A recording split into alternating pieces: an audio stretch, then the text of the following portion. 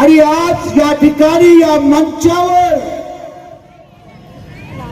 आमचे सर्वांचे आवडते संविधानाला रक्षण करण्याकरिता ज्यांनी एक निर्णय घेतलेला आहे, तसेच आमचे आदरणीय प्रकाशजी आंबेडकर यांना आपण सर्व फक्त ख्रिस्ती समाज नाही तर भारतातील आणि महाराष्ट्रातील प्रत्येक जनताला आमचं हे आव्हान आहे की आपल्याला संविधान वाचवायचं आहे. जे राजकारण या महाराष्ट्रात नव्हे तर या देशावर जे चाललेलं आहे याला कुठेतरी आपल्याला थांबवायचं आहे. माझ्या प्रिय लोकांनो, विविधतेतील सर्व लोकांनो, आज आम्ही आपल्याला विनंती करण्याकरिता इकडे आलो आहोत. फक्त ख्रिस्ती समाज नाही तर महाराष्ट्रातील सर्व जेवढे महाराष्ट्रातील लोक आहोत मी त्यांना सुद्धा सांगतो, फक्त बहुजन आघाडी नाही तर सर्वांना आम्ही विनंती करतो.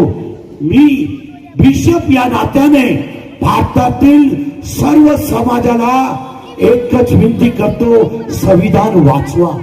आज आपल्या प्रत्येकाला संविधान वाचवायचं आहे, संविधानाचं रक्षण करायचं आहे. जे बाबासाहेबांनी आंबेडकर साहेबांनी जे आम्हाला अधिकार दिला ते अधिकार आपल्याला ठेवायचं आहे आपल्या जवळ. प्रियजनो, संकट फार मोठं आहे.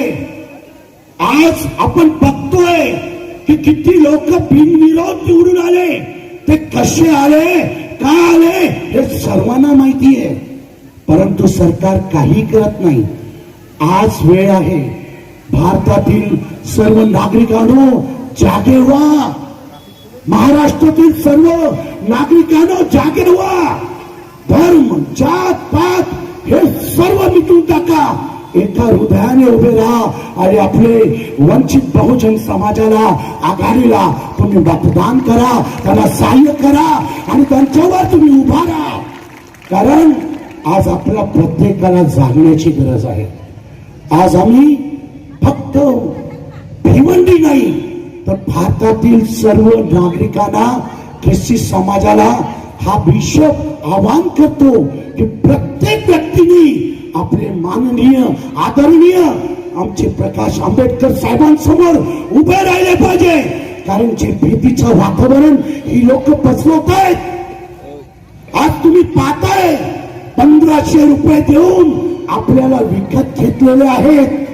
मला त्या बाबतीत बोलत नाही, पण मला एवढंच सांगायचं आहे, संविधान वाचवा. आणि जर तुम्हाला संविधान वाचवायचं आहे, ज्या लोकांनी आपल्यासाठी प्राण दिला, संविधान वाचवण्याकरिता ज्या लोकांनी आपला बलिदान दिला, त्यांना तुम्ही आठवण करा.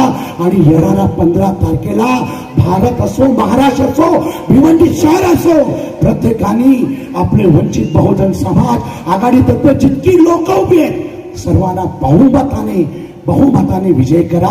एवढे 2 शब्द सांगतो.